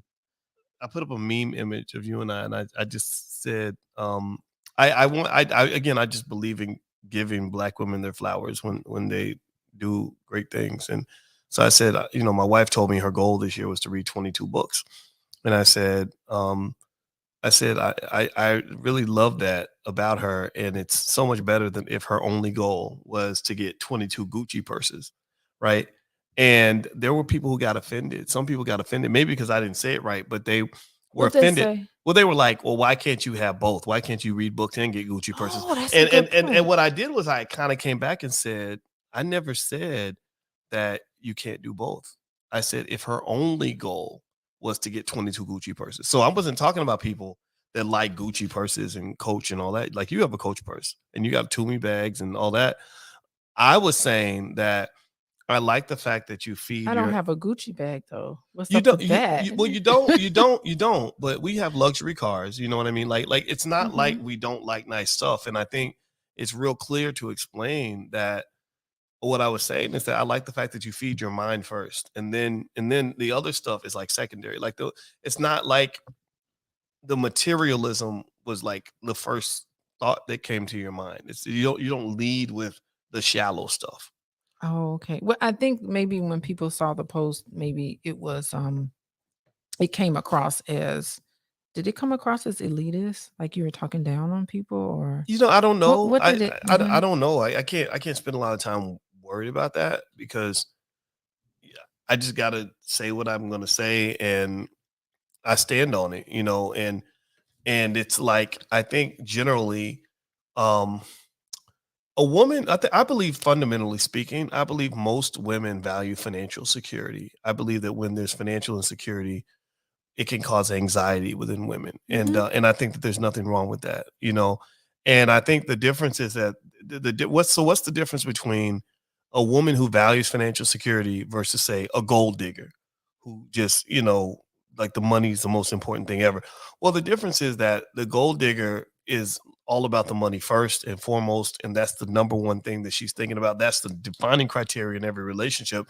Whereas a regular woman will say, look, I expect a man to be able to deliver financially. Ain't nothing going on but the rent. But she's more well-rounded about it. She's more subtle about it. So in a way, I think about it like men wanting sex. Women know most men want sex. A man ain't got to tell you that he's looking at your booty or that he's thinking about getting you in the bedroom. Women know that. Women ain't stupid.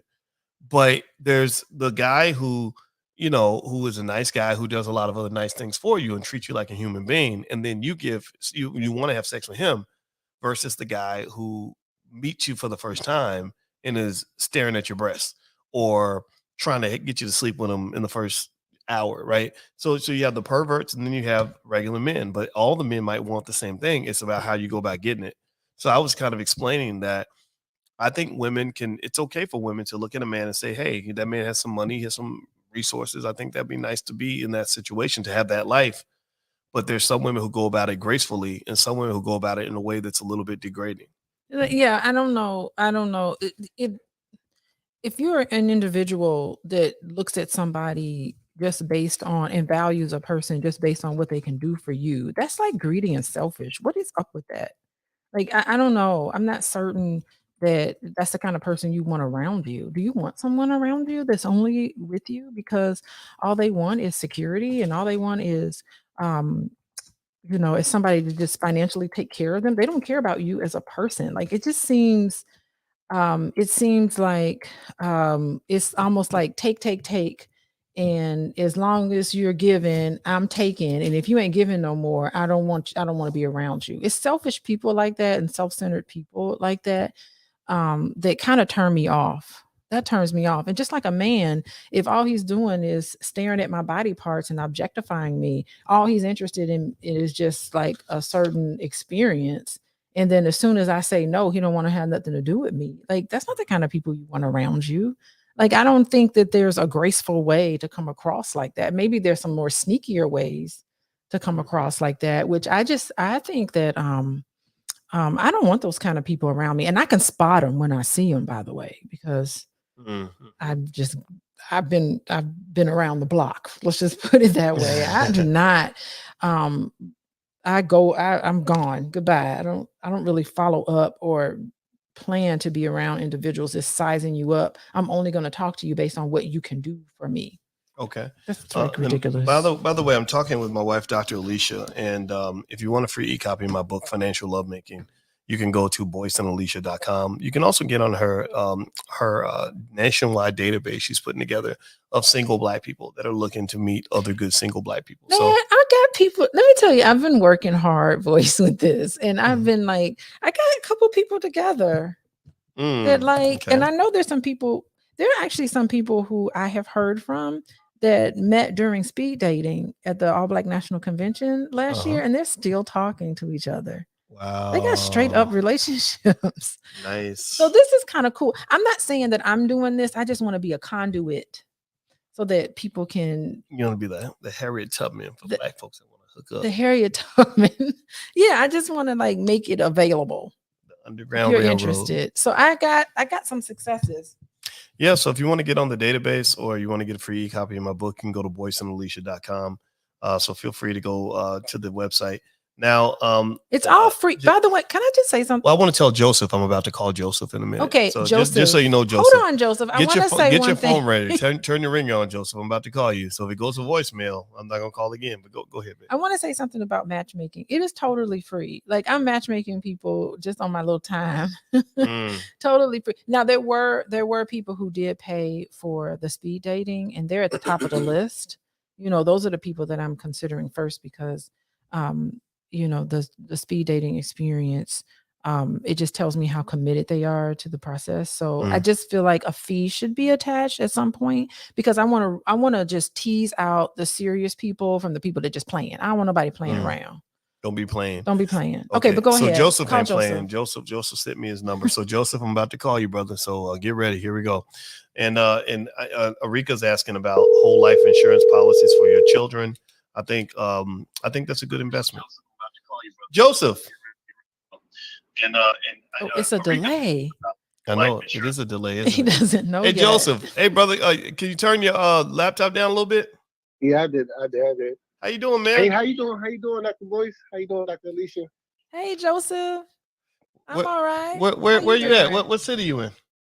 Right now I'm in New York. Oh, 347. That's right. Yeah. So what can I help you with, brother? So I was just, going to tell you that you've been a big role model to me. I've been following you since 2020, I believe. You got me into the stock market, and I've been, into finance since then. Ever since I, heard you speaking about, getting into stocks and all that. But I would say this though, I kind of fuck. Can I curse? I can't curse. Go ahead, man. Go ahead. So you fucked up. I kind of fucked up. I'll say this. I gave my money away to the white man, and did a lot of stupid shit.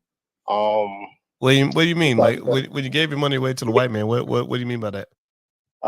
So when I got into the stock market, that's when the whole AMC, the GME thing came about. And I'm young, I was young at that time. I was 22 and I didn't know what investing was. So they got into my head, and I thought money just came like that in the stock market. So I started to get my money away by doing options and gambling and stuff like that, which I thought was investing, which is not. I learned my lesson. But crazy thing is that people get on here and they listen to you. Like, I listened to you since 2020, and I was watching videos, but I wasn't following your steps and advices at the same time. It was kind of weird. And what I realized was that it was me as a problem, but it was my friends as well as people I was following too as well. So I would listen to you every day, but I would get on my, stocks and gamble and stuff like that, and watching videos again. I'm like, yo, like, why am I not investing? But I'm gambling. But I'm trying to compare the two, and it's not working.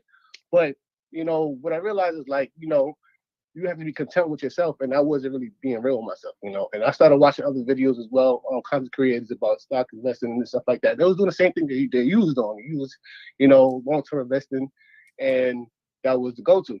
And what I realized as well is that I didn't build a foundation as well with having blue chip stocks and long-term stocks. I was just just thinking that, all right, if I gamble this certain amount of money, then I'm gonna start doing long-term investments, which is the wrong way to go about it. And I didn't start small. I didn't, I wanted to go big. I wanted to make 10,000, 20,000. I wanted to go big or home, which was costly to my financial account. So right now, I'm 24 years old. I don't want to ramble, but right now, I'm 24 years old, and I realized that you really need to build a foundation to be successful as far as investing in the stock. So if you want to play long term, play long term. But if you gambling, just know that you get into a rat race. You're not really building a long term foundational wealth building. Whatever you do is not long term. Okay. So, all right. So Joseph, I'm going to answer your question. I'm gonna go and let you go and then answer your question now. You gave me a lot to think about. So thanks for calling in, brother. And no problem. I'm going to respond to your question right now. All right. So here's what I'm hearing with Joseph. Joseph, and feel free to pop in. Babe, on just from a therapist standpoint, because actually, in our options income program, you agreed to do financial therapy for families and individuals, which I think is really important because economic psychology and money mindset is very important in order for you to build wealth. How you think about money, your money attachments. You talked about secure attachments, things like that. You've educated me on a lot of things like financial trauma, financial anxiety, things like that are really important to understand the wealth building process. And so what I'm hearing with Joseph is, number one, he's 24 years old. And I would say, Joseph, don't feel bad about making a mistake at 24. I mean, join the club. All of us, how many of you in the chat, give me a yes in the chat if you look back at when you were 24 and say, oh my God, what was I thinking? Why did I date that person? Why did I waste all my money? Why didn't I finish school? Why did I do blah, blah, blah? Like, that's life, right? And that's how you learn. That's how you get better is, when you're young, you just do things that are different from what you're going to do when you get older.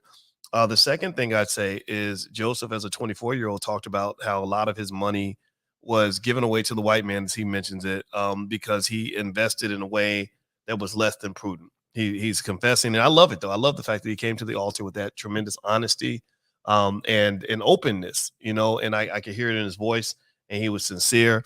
And what I love about this brother, which tells me this brother is going to be very successful. Joseph, if you're listening, you're going to be a millionaire one day. Let me tell you why. You're going to be a millionaire because you're learning from your mistakes. You're owning that shit, and then you're learning and you're using it to make yourself better. You're doing what I call this paying tuition in the school of life. You had a costly lesson that you learned, and that lesson is going to stay with you until you are old and gray. There are things that happen in my life at 24, 25 years old where I said, okay, I paid a big price. I did something that was stupid. It put me in a bad situation. I ain't never going to do that again. And now, years later, I look back and I say, man, I'm so glad I went through that. I'm so glad I messed up on that, because now I have had such a better life than I would have had if I hadn't made that mistake, or if I'd made a mistake later. So to get more specific, and Alicia, I'm gonna let you kind of chime in on this too. First of all, forget the past. The past is over. The mistake Joseph made by overestimating the amount of money that he could make in the market in 2020 was a mistake that was made by millions and millions and millions and millions of people. There were so many people who did not understand what investing is supposed to look like because the money was so easy. The Federal Reserve was pumping money into the economy at a historic level. They went into extreme panic overdrive mode with the pandemic, and they should have stopped. They learned within 6 weeks that this pandemic was not going to have the effect on the economy that they thought, but they still kept pumping all this money into the economy, and it boosted the stock market like crazy. People were flipping their stocks and making doubling the value of their stock in a couple of days. So it gave a lot of young people a misinterpretation of what investing is. They began to feel like investing was gambling, and it doesn't matter. The whole time, Kenneth uses a great word, gamification. So Robinhood comes along, they start making investing kind of like a video game. And so the whole world kind of becomes this big casino. And a lot of 21-year-old men, 22-year-old men, Joseph's age, got caught up in all that hype. And so later on, the reality started kicking in. The market took a big dip and a nosedive. And then suddenly these poor guys were losing tons of money. They were buying a lot of options. I wasn't buying those options. I was selling them. I said, well, if the price is going up and everybody's paying all this extra money for an option, I'm going to sell options to you because I want the money. Because I'm a little older, I became a bird in the hand versus 10 in the bush kind of guy, where I wanted the guaranteed money. I didn't necessarily need the speculation and all the gambling and all that. So ultimately what I would say to you is just know that, what goes up can come down. When times are good, you always want to prepare for when times are going to be bad, because they're going to be bad. Winter is always coming. But then when you're in the middle of winter, you can't get so caught up in the fact that you're in winter. You got to realize that the sun's going to come out. The sun will come out tomorrow. There's all, so you prepare for the sun while it's raining, and then you prepare for the rain while it's sunny. Okay. So, Alicia, do you have anything you want to say about that? Yeah, I wish he was still on the call, because I would like to ask him about how he felt about all of that. He's going to have a memory of that forever.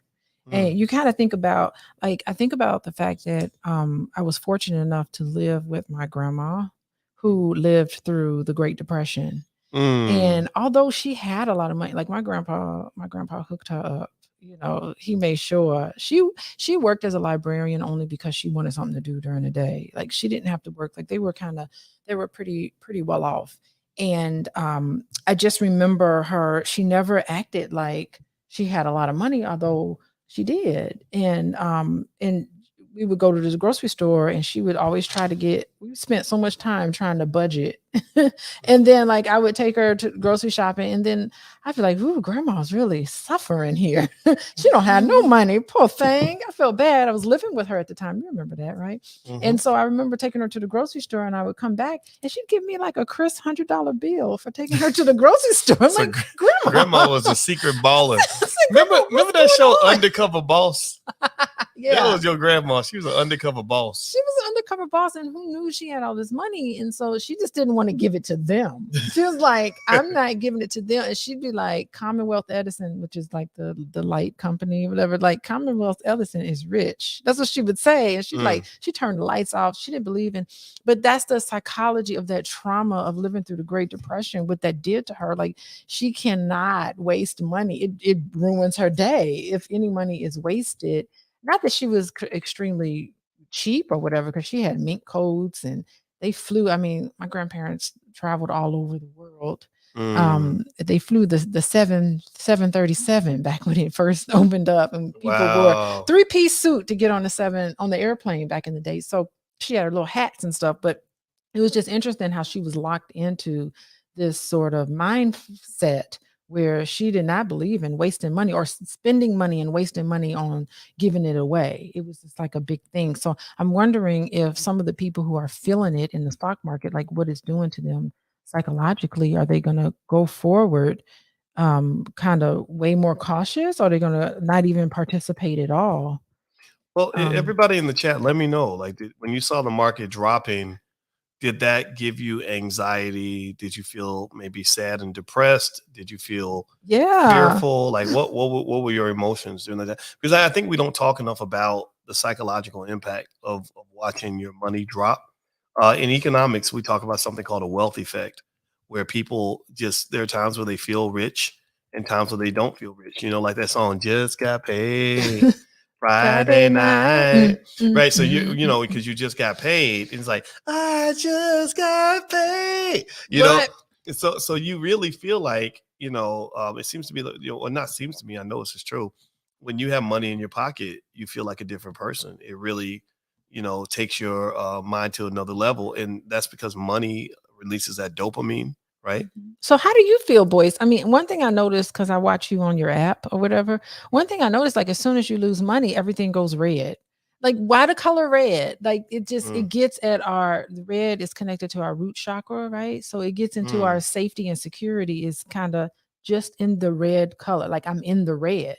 Like, red is synonymous with everything just got messed up. It's just like my safety is messed up because it's in the red. And what's interesting, I noticed looking at your app, is that when everything is going much better, it's in the green. And green is the heart chakra. Okay. And that color resonates there. So you just feel love. You feel like, oh, I love the world now. So you think that Robin Hood was thinking about chakras? They know exactly what they're doing when they pick those colors, Boyce. Really? They just know that we don't know. Wow, very interesting. Yeah. That's heavy. So I think that psychological part is really important for people to understand, and the ability to really calibrate your emotions as an investor, I think, is a critical part of your wealth building process. You have to know how to roll with the punches and not freak out when things are going good. You can't just get to the point where you're so caught in the moment that you think it's always going to be good, because that's how people go broke. Like a lot of rappers and athletes, they think Will Smith talked about how when his first album came out and he made all his money, he thought that was just the beginning. He thought he was just going to keep making more and more money. And then the second album, he borrows against it and he goes and spends all the money. And then the second album comes out and it flops. So he had planned in his head like he was always going to make money, and he learned that that's not the case. But then on the other side, sometimes when we go through an experience where we lose money, we get paralyzed by fear, and then we miss opportunities because you're scared to jump back in there. And that's where a lot of Black folks lose a lot of wealth, is because when we see headlines like stock market crash, blah, blah, blah, blah, it makes us feel like, okay, I'm not going to mess with this because I don't want my money to crash. Yeah, I mean, you have to go into it knowing that you're going to have ups and downs. I'm gonna have ups and downs. Where you're going to win, you're going to lose. That is something you cannot stop. It is a universal law, right? So it's not that you cannot alternate. You have no power over there are certain things in your life that you have absolutely no power over. And what you have no power over is the fact that things will go up and things will always go down. And so you have to decide, what are you going to put your focus on? So what Will Smith should have focused on was, I'm going to make good music. I'm going to make sound music. I'm not going to think about how much money I possibly have made. I could make from this. I'm just going to do and make money. And then we'll see, like, success and stuff like that should be a byproduct of all of the hard work that you're doing. So you should just be interested. I'm just interested in picking the best.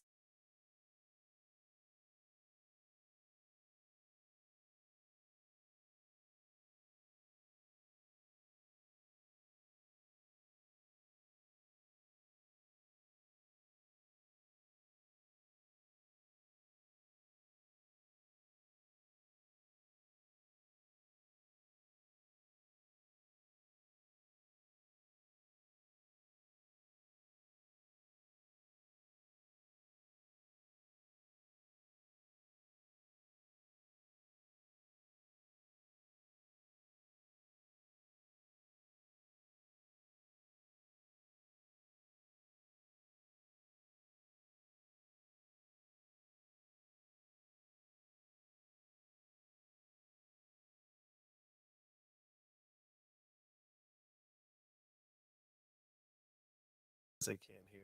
Here we go. Let's see. Can you hear us now? Give us a yes in the chat if you can hear us. Okay. You know what happened? I'm learning how to use this new equipment, and my whole laptop just totally froze. Oh, so it's a hardware. You think it's a software or hardware issue? Yeah, I think we're getting yeses. I think they can hear us now. I think we can be heard. Okay. Yeah. What was the last thing people heard? Dang, I thought it was on a roll and you didn't even tell me. I looked at your computer. No, well, it was only the last like 20 seconds. No, it was I was longer than that, I was sitting on the laptop kind of furiously trying to like punch the buttons and get it back up. And I was like, I don't want my wife to see that I messed up. So, because I was trying to impress you, you're a pretty girl. I want to impress a pretty lady, but I totally messed it up. But yeah. So with Will Smith, it's I think that was where it kind of started acting funny. But with the Will Smith thing, to me, I did learn something from that. Actually, Will Smith, speaking of him, he is a lot of people don't realize how smart his family is and how wise they are. That's one of the reasons why I was so surprised that he did, that he went up and decided to slap Chris Rock. I didn't think that was a smart move on his part, to be honest with you. But I remember learning a couple of things from him, just randomly talking. He's always been a person that liked to share knowledge, and I respect that. So 2 things that he shared that I thought was great was when he talked about being wealthy and how being rich can make you think that you're going to be rich forever. So and he talked about the IRS and all that. He said, first of all, the IRS is going to take half your money. He said, so if you get $1 million and you say, oh, I'm going to be conservative, I'm only going to buy a car for 600,000 or a house for 600,000. He said, you're going to owe money. You're going to owe 100,000. Right. He said, you already messed up. You already messed up. And he talked about, that first album doing really well and how he spent all the money from the second album because he figured the second one would do well and found out that it didn't do well. So he ended up going bankrupt. But then there's another thing he shared that I thought was really profound was he talked about why he got his first divorce.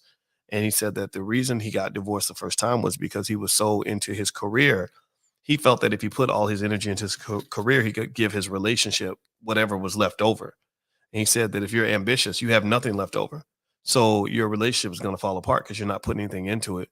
And that's what I learned, that whatever is important to you, you have to invest in that thing. You got to have that list of things that matter, maybe your top 5 things, and pour into those 5 things all the time. It might be your kids, your career, your health, or whatever.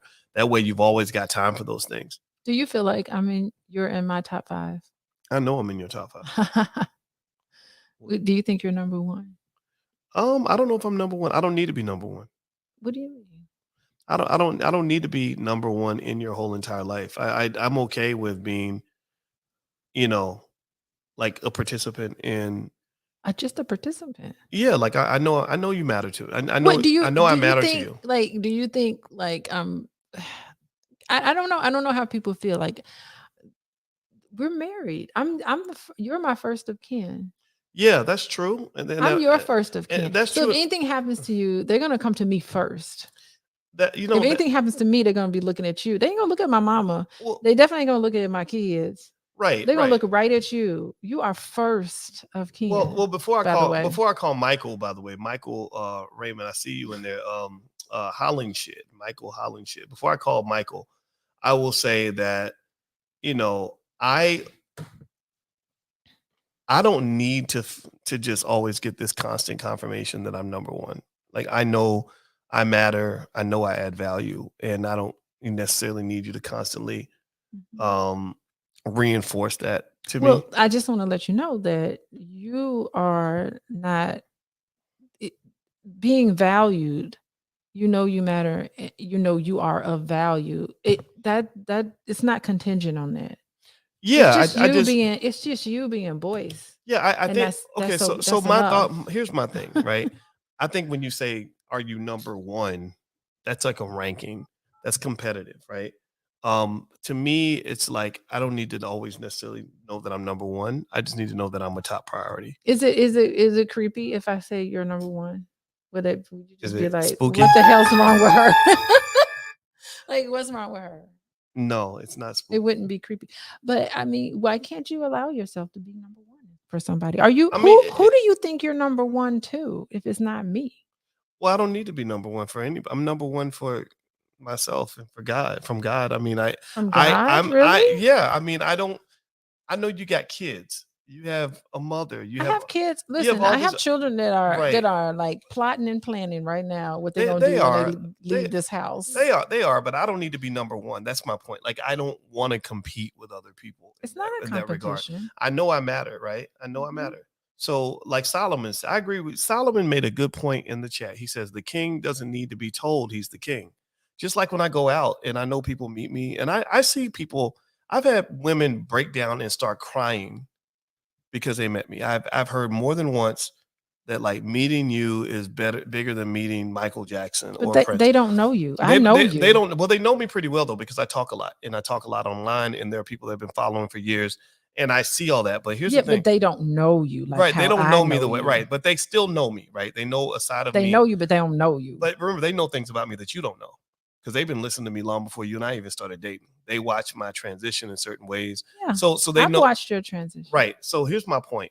stop competing. I'm not competing, but I'm just saying, I get it. There's no way somebody who listens to your podcast is going to really know you. Yeah, well, they do know me pretty well because I share a lot of information. I'm talking about intimacy, baby. Right? I get it. But here's my point. You gotta let me finish my point. Okay. So my point is that I don't need.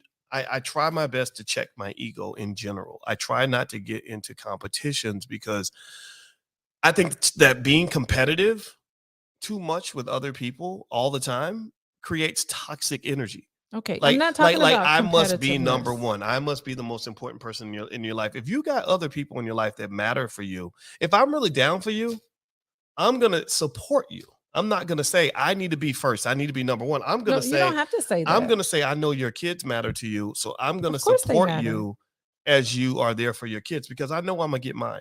Right. So the same thing is true when I'm talking about when I go out and I meet people. When I meet people and they give me a lot of respect and everything else, I constantly remind myself, like, don't get too arrogant. Like, don't start competing with, like, don't start saying, well, do you like me more than you like Umar Johnson? Or I heard you listen to the Earn Your Leisure podcast. And no, I have to jump in here. But you're talking about competition. I'm not talking about competition. You're hearing what I'm saying is competition, and it's not competition. Mm-hmm. What you're hearing is that there's a competition, but what I'm saying to you is you deserve to be number one to somebody. Why? Why do I need to be number one? Because why can't I just be top 5? You deserve to be number one. Why do I need eyes of somebody? You can walk around. So the thing, because now you're not letting me. I'm number one for me. Cutting me off. Okay. No, I just really don't think. I mean, I think I did. Sure, okay, yeah, but I think generally, why does it have to be a competition? That's my point. I'm not making it a competition. I'm just saying that you deserve to be number one in the eyes of somebody who really knows you, right? And so I'm making I'm not competing with people who cry when they meet you. Whatever, they can cry when they meet you. That's beautiful. That's wonderful. But I know you. Mm-hmm. We have a level of intimacy that you ain't gonna have with nobody else. you know. Right. So it is, what I'm saying is, I'm talking about when you marry somebody, they get to see you in a way that no one else gets to see you. Okay. That level of intimacy you don't have with, like, I don't have that level of intimacy with anybody else. I see it as being different. I see it as being different kinds of intimacy. Like it wouldn't surprise me, for example, if your mother knew things about you that I don't know, that I will never know, right? Because your mother has access to a certain side of you. Your colleagues at the university have insights into you that I don't have, right? And I'm not saying that I'm not important, but I really think it's important to be very careful about putting a ranking on things. Like I'd rather just have you say you are married. Yeah, I agree. But remember, like, I don't think being married means that I have to always be number one in your life all the time, because I see guys who think that way. I gotta be important. I gotta be number one all the time. So that means that if you at work and hold on, wait, no. But I get it. Okay, but let me tell you my interpretation. It means, like, if you're at work and your boss says, I need you to do this assignment, and I call you up and I say, I need you to come home and have sex with me. And you say, but babe, I got to do my job. I got to go to work. And I say, but ain't I number one? I'm number one. Is your boss more important to me? That's not what that means. Do you care more about your boss? Are you trying to sleep with him? No, right. That to me is a problem, right? So instead I would say, okay, well, you know what? You got to go handle your business. And because I support you, I want you to go handle that. But because I know eventually I'm going to get mine. That's my philosophy. Okay. So I want you to really listen to what I'm saying. The person you marry, the person that you're married to, there is no relationship that could even come close to the type of closeness that we have with each other. Like, we have a closeness, Boyce, that is the intimacy that me and you have is something very, very unique. And I agree. It is extremely unique. So it's not like anything else. And so that level of closeness you don't have with anyone else. So what I'm saying is that it's not a competition. It's just that in the back of your mind, you can always know I am number one to my wife. Okay. And it's not a competition because I can still do my job. I can still be a mom. I can still be a daughter. I can still do all, and you can for sure do all the other things that you need to do. But in the back of your mind, don't think of it as a competition. Just think of it where, you know what? My wife knows that I'm number one to her. And she's number one. She's number one to me. So it's not that I'm never compete with your time, with any of the other things that are important to you. But I'm just saying that level of intimacy, because we share things with each other we wouldn't share to anyone else. Lewis wants to know why you still hating on Kevin Samuels. How did Kevin Samuels make it into this conversation? I know. I think because Lewis is a Kevin Samuels groupie, and he's like, we ain't even talked about Kevin Samuels, man. What the But heck? R.I.P. to Kevin Samuels. You know, we don't hate the brother, but this guy, I just thought I would make fun of Lewis because you need to get Why is this don't popping up spend in so our much time on conversation? another man's testicles, Lewis. Yeah. You got to grow your own balls, bro. Anyway, let me stop. All right. So, hey, by the way, Michael, I know you sent your number, brother. I'm gonna call Michael because Michael put his number in. So I'm calling you now, Michael. Can you? I have a question. When Michael talks, can you leave him on because I may have some questions for him. Absolutely. Okay. Absolutely. Let's see if Michael's home. Michael, we're calling your house. And no, by the way, we ain't hating on Kevin Samuels. We ain't here to fight over somebody who died. So, hello, Michael. What's up, man? What's up, boys? I'm doing good, brother. Where you at? What city you in? I am in Macon, Georgia. Macon, Georgia. All right, all right. Yeah, I am sitting out here at work outside. You at work? You ain't gonna get in trouble with the boss, are you? Yeah, not really. How you doing, man? What's on your mind, brother? See, let me go back to the trouble with the boss. If I get in trouble with the boss, I'm getting in trouble with myself. I am the boss. I learned how to listen some years ago, and that's my beef with you. But I'm gonna get with that in a minute. I learned how to listen years ago. So once I learned how to listen, I realized the next step was learn how to practice. Now, okay, right. Got you. Now this is my beef with you. You hit online in 2012, right? Right. You should have started in 2007 when I had a whole lot more money to play with. You was late.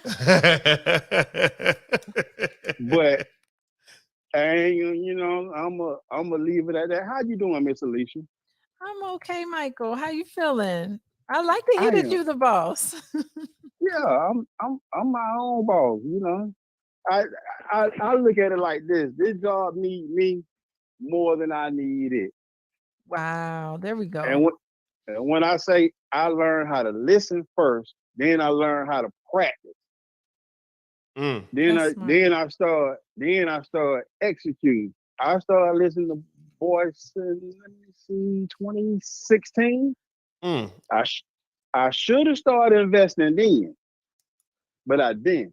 I started investing in 2019, and when the economy kept going down, like this last year, I threw more money in it. Dr. Boyce had a podcast once. He was like, "What am I doing when the economy going down? I'm buying. I ain't gonna worry about it because I ain't gonna do it. I ain't gonna do whatever. It's about long-term investor." Yes. How did it go? How did it go for you? Did you make some money? Oh, man, I get in my car and pull off right now. But I ain't gonna do that. What? Yeah. So the money's good. The money's good, right? Is that what we're hearing? The money make you feel better. What? Let's shout out the rich black man in the building. Michael making money. Hey, I'm happy for you, brother. Congratulations, man. I appreciate it, bro. I appreciate you, man. I appreciate you. Anybody listening, if you ain't investing, I don't care if you start with $5 a day. I listened to you, and you said five. You was over and over. You were like $5 a day, $5 a day, $5 a day, $35 a week. I said, okay, I'm a little late in the game. So if he's saying $35 a week, I started investing $90 a week over 4 years ago. So if you were doing $90 a week consistently, Yeah, you stacked up some bread, man. Yeah, he can get in the car and drive off if he wants to. My brother, man, that's man. You are the Black American dream, man. I'm very happy for you, Michael. I appreciate that. I appreciate you, man. I ain't trying to sound like the dude that was riding Kevin Samuels, but I might get on yours a little bit, man, because I really appreciate it. I mean, talking about life-changing information that actually works. That's the first time I picked somebody up from the internet and tried what they said. Wow, man. Well, it's well, I'm really happy to hear that, man, because I think I just think as Black men, we could do anything we put our mind to. We put our mind on that money. I think we can do it better than anybody else. And everybody who's listening, the $5 a day thing that Michael's referring to is the $5 a day investing plan, where you can retire your kids. You can put yourself ahead of the curve. Just go to blackmoneyminute.com. The book is free. So, Michael, did you have any closing thoughts for us before you bounce out, brother? Do I have it?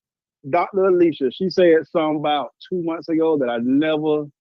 It took about a week for it to resonate with me. Y'all was talking about the Will Smith and Jada thing.